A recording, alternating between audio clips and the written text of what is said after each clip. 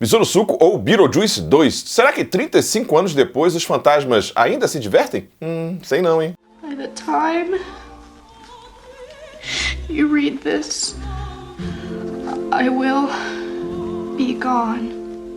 Bom, pessoal, antes da gente começar aqui, Setembro Amarelo, né, mês de valorização da vida, prevenção ao autoextermínio, a questão de Besouro Suco é até um filme que, de alguma forma, faz a gente pensar sobre essa questão do além-vida, da própria vida. Cabe aqui algumas considerações do nosso canal aqui do Filodoxia. Não, Setembro Amarelo não é branding, não é coisa para fazer uma vez no ano, uma vez no mês, na empresa, no colégio, na faculdade, etc. Beleza? Saúde mental é uma questão de todos os dias, de todas as horas. E falar de saúde mental não é falar uma coisa tipo Hakuna Matata, sabe? Ai, você é amado, você é querido, não desista da vida, etc. E toma uma margarida, todo mundo vestindo amarelo. Não é sobre isso. Falar de saúde mental é falar de questões como empregabilidade, saneamento básico, transporte, a construção das cidades, sexismo, machismo, homofobia, transfobia, como é a jornada de trabalho, o mundo do trabalho em si. Então falar de saúde mental é também uma questão, e sobretudo uma questão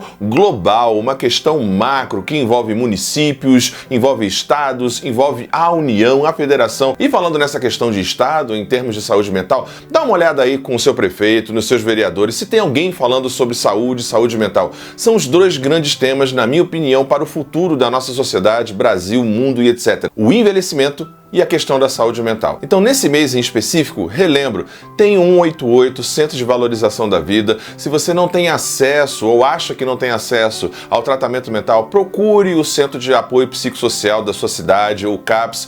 Tem possibilidades eventuais de tratamento, dá uma olhada no seu entorno, vote e observe candidatos e políticas públicas que valorizem a questão do adoecimento mental no ambiente escolar, no trabalho e etc. E lembre-se de que você é amado, é uma pessoa linda, forte, potente, brilhante, cheia de vida, força e energia, que tem uma rede de pessoas e de apoio em volta de você, mesmo que você não tenha percebido. Observe o outro, observe a si mesmo e cuide da sua saúde mental.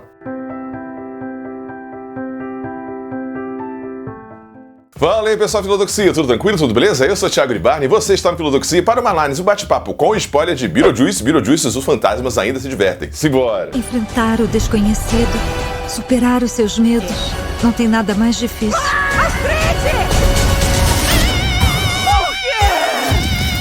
Besouro Suco! Eita! E aqui você já sabe, eu já vou pedindo logo, antes que a burocracia da vida e do além-vida acabe nos matando ainda mais, deixa seu like maroto, se inscreva no canal, caso ainda não tenha se inscrito, se estiver assistindo essa prévia por qualquer outro lugar que não o canal, passa lá pra prestigiar que ajuda muito, beleza? Então agora sim, bora começar. Tim Burton. Sim, Tim Burton não está numa fase muito boa, eu gosto dele lá em Wandinha, tem aí feito filmes... Mas aqui, pelo menos alguém se diverte. Pelo menos dá pra ver que 2, 3, 4 pessoas se divertem, que são as pessoas envolvidas nesse projeto. Winona Ryder parece se divertir aqui, Michael Keaton, o próprio Tim Burton, sobretudo o Tim Burton parece se divertir. Então essa tríade, né, junto com Danny Elfman que volta aqui, isso é muito bom. Essa questão é a primeira coisa mais importante, assim, dessa volta de Os Fantasmas Ainda Se Divertem, que é a questão dos efeitos práticos, dessa transposição e dessa reconstrução de um ambiente que era lá da década de 80, né, 88, que é o primeiro filme, a questão de você trazer o próprio diretor, a trilha sonora, os atores na medida do possível, isso é bom, né? Isso é perceptível, é um filme palpável, é um filme com alma na medida do possível e traz sim uma continuação que parece que é direta, né? Assim, é muito bem encaixada em termos de direção de arte, de clima, de ambientação, de direção, até de roteiro, que não é o forte aqui, nunca foi, nem no primeiro, mas a aura, né? A atmosfera é bem preservada e o elenco parece se divertir muito. Isso transpassa em tela. Mas assim, antes da gente seguir para direção, roteiro, atuações, etc., vamos já chamar um... Momento filosófico.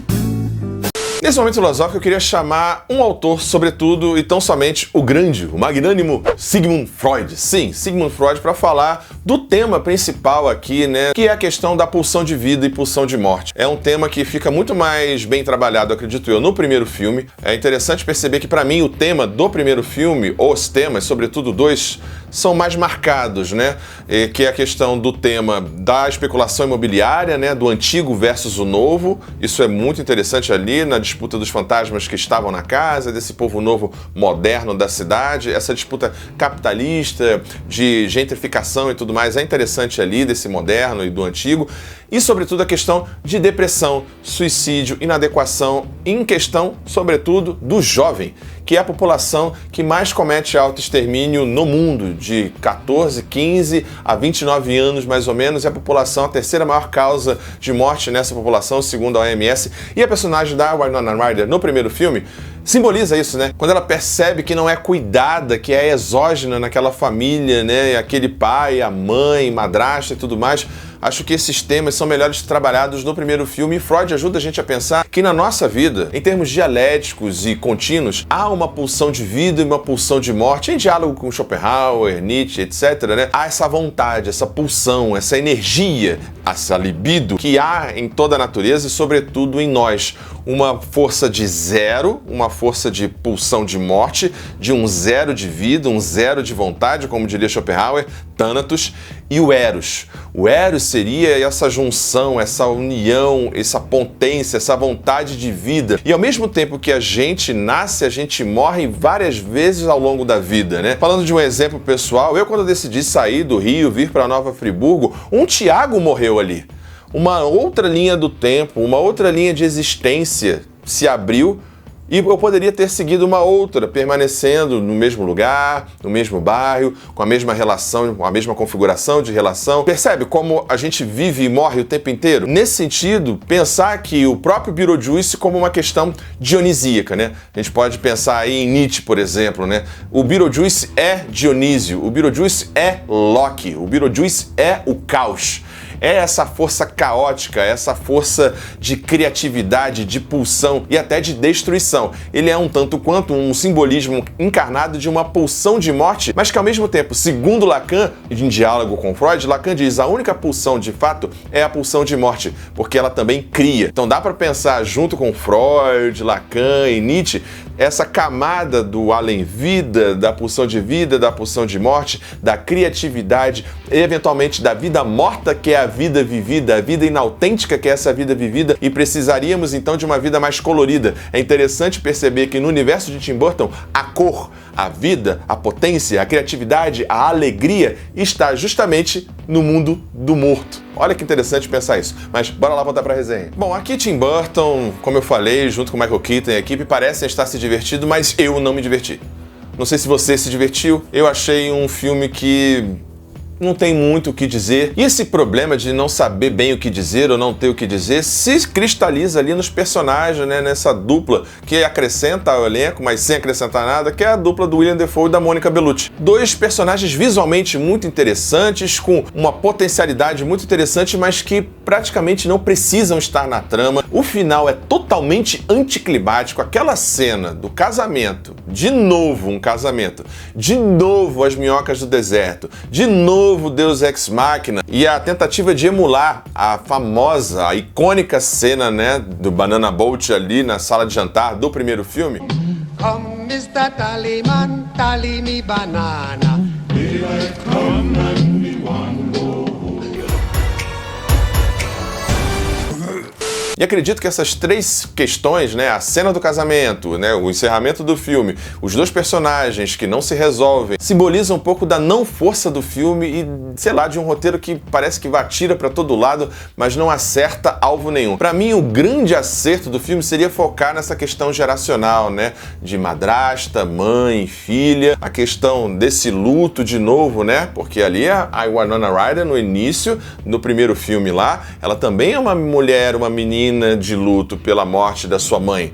Ela tá ali com a madrasta. Esse tema volta também aqui em Beetlejuice, mas de um jeito mal tratado, de um jeito mal resolvido. Acho que para mim o soul, a alma do filme, tá justamente ali no submundo, na sequência do trem para o além vida, né? O soul, o trem da alma, o trem do balanço, o trem da dança. Aquela cena ali pra mim é aquilo ali que deveria ser o filme, é aquilo ali que deveria ser a cena do casamento no final, mas Tim Burton e o roteiro ficam ali no quase. E um quase que pra mim foi meio decepcionante. Bom, então por isso tudo, a minha nota para Beetlejuice, Os Fantasmas Ainda Se Divertem, é nota 5. É um filme médio que resgata sim a aura, a estética, mas que tem uma história confusa, que poderia ir para outros temas, mas que acaba preferindo não ir e entrega algo episódico e genérico. É isso, pessoal. Espero que você tenha gostado desse bate-papo. Não esquece de deixar seu like, se inscrever no canal, caso ainda não tenha se inscrito, e até a próxima, pessoal. Tchau, tchau. Valeu! Ajude o Filodoxia a continuar crescendo. Essa é a nossa chave Pix. Considere o clube de membros e muito obrigado por apoiar o canal. Sem você, ele não seria possível. Muito obrigado sempre.